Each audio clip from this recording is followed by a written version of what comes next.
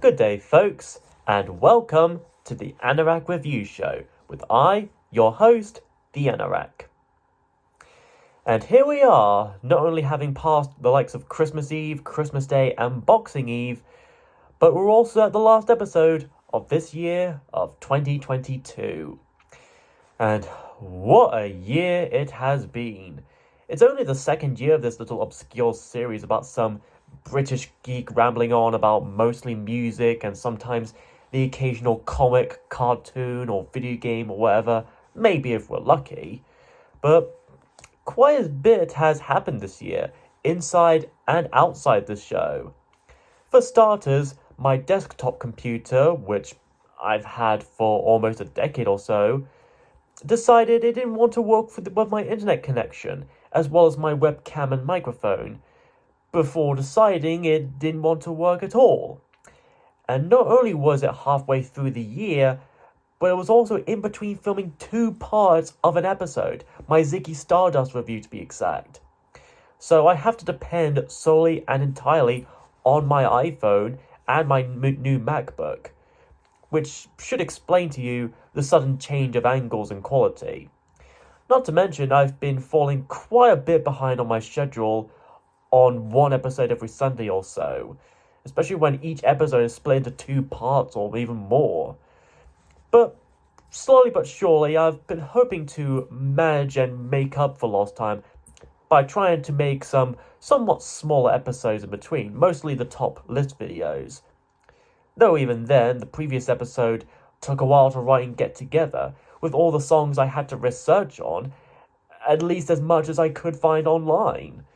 Which may be why the second part ended up being as long as it did.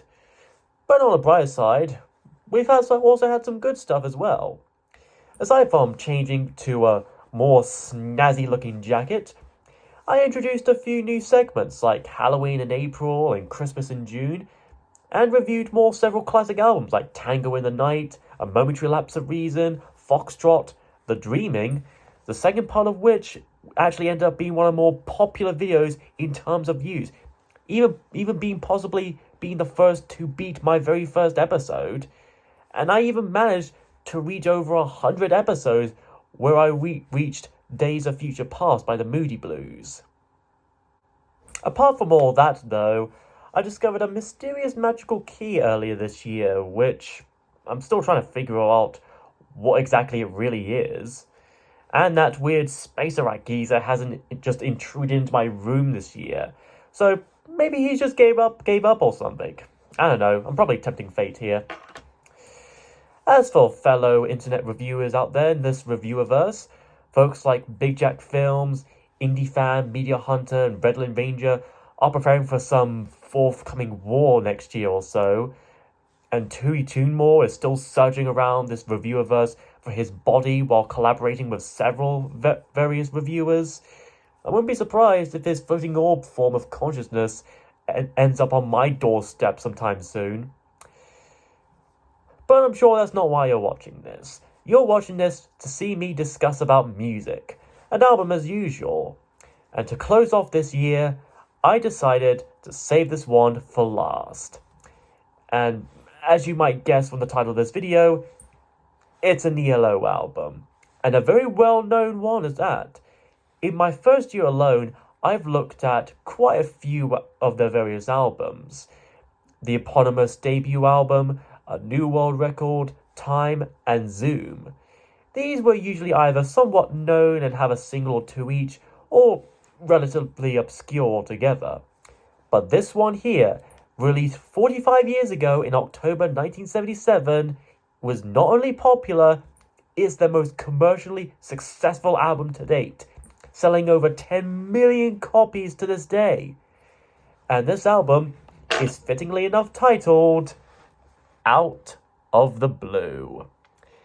The cover itself alone is iconic for such an equally iconic album, featuring the familiar ELO logo in the form of a spaceship, illustrated by the late Shusei Nagaoka, who also did various fantastical artworks and sci-fi stuff from many albums, including a few by Earth, Wind and Fire.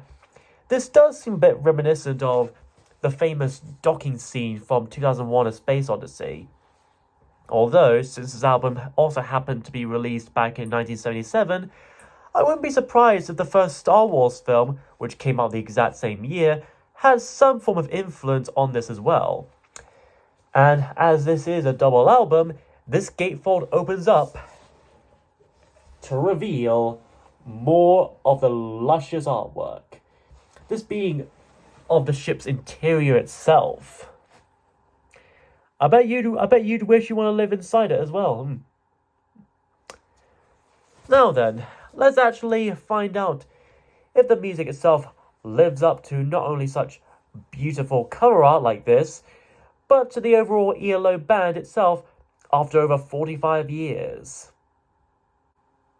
The album fades in to a sweet, rocking start with the first song and first single, Turn to Stone, as we're greeted by Jeff Lynne's own guitar, as well as the drums of Bev Bevan, the bass of the late Kelly Grokut, the keyboards of Richard Tandy, the violin of Mick Kaminsky, and the cellos of Melvin Gale and the also late Hugh McDowell. Jeff himself starts singing about how the city streets are now empty and the songs are way down low. And we get a call and response between Jeff and some backing harmonic falsetto vocals singing about lights not shining no more. It turns out that said city streets are still under lockdown even after 2 or 3 years. The lights aren't shining because they're trying to preserve energy and electricity, and as for songs being low, well, there have been some noise complaint from the neighbours, yelling to keep it down the racket.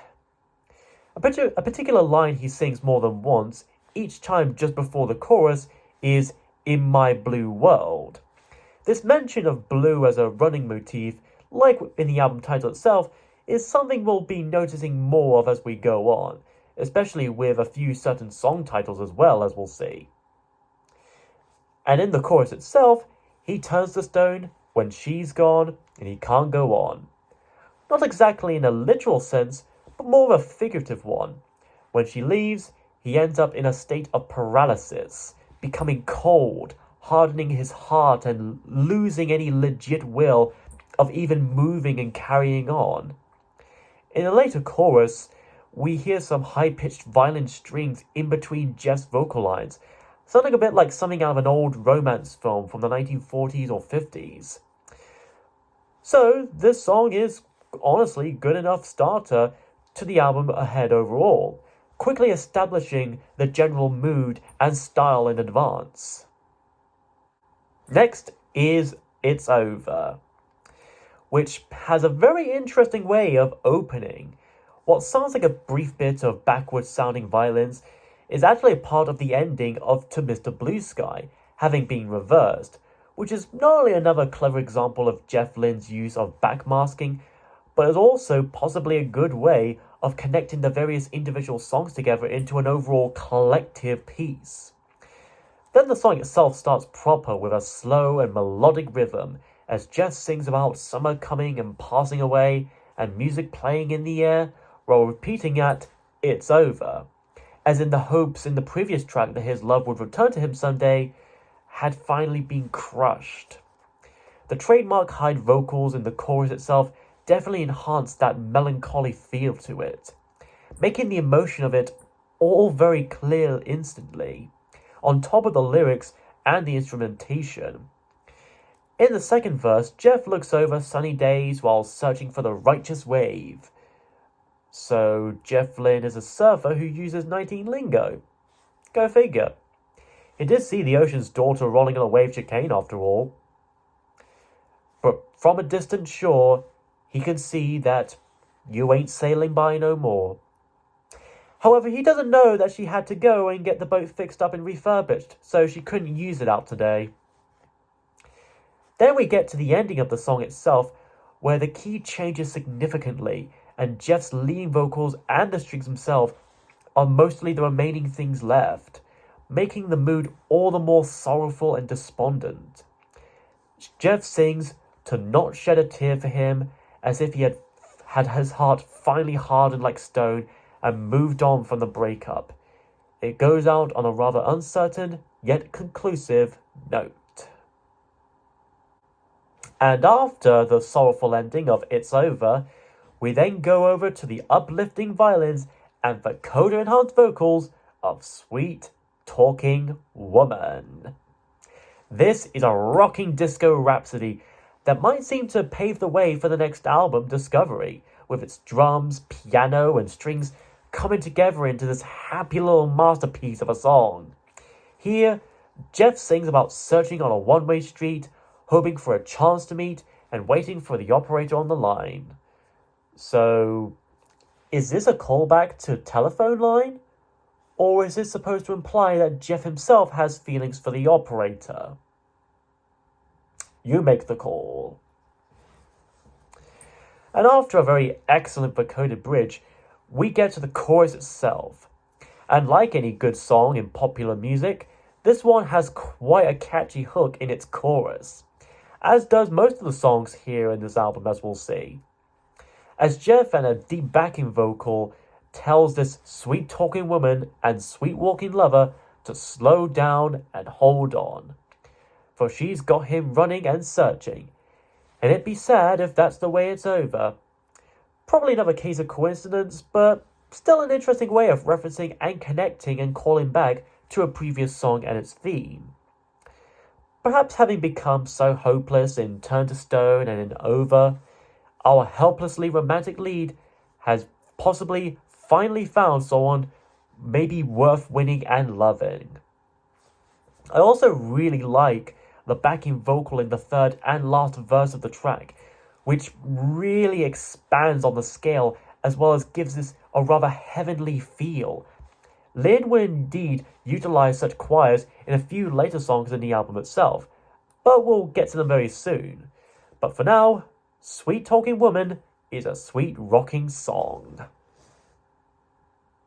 Side 1 ends with Across the Border, which starts with the sounds of trains shunting on by, as if we found ourselves waiting and standing about in the middle of a train station, which is some pretty good sound design in my opinion, as well as providing the general setting of this song in particular. Lyrically and thematically, this seems to be about trying to catch a southbound train tonight, moving down the line while the sun beats down on the high street. Said street will soon, of course, file a report against the song for domestic abuse and beating. In one verse, Jeff mentions the Mardi Gras, which some of us Brits may know better as Shrove Tuesday or Pancake Day. The music itself definitely fits the lyrics with its rushing, hyperactive and energetic beat and rhythm, and even having a bit of a Mexican or Spanish or Hispanic vibe to it, with the use of a few trumpets in the verses and a whole solo in the middle. So with all this, the border of which this song speaks of could be that between Mexico and the USA, as our hero is trying to catch a train that's heading for the destination of Mexico itself. And in usual ELO fashion, this song soon crashes down into a daft yet brilliant finish. Although the musical fun hasn't just finished quite then and there, for this album has only just beginning.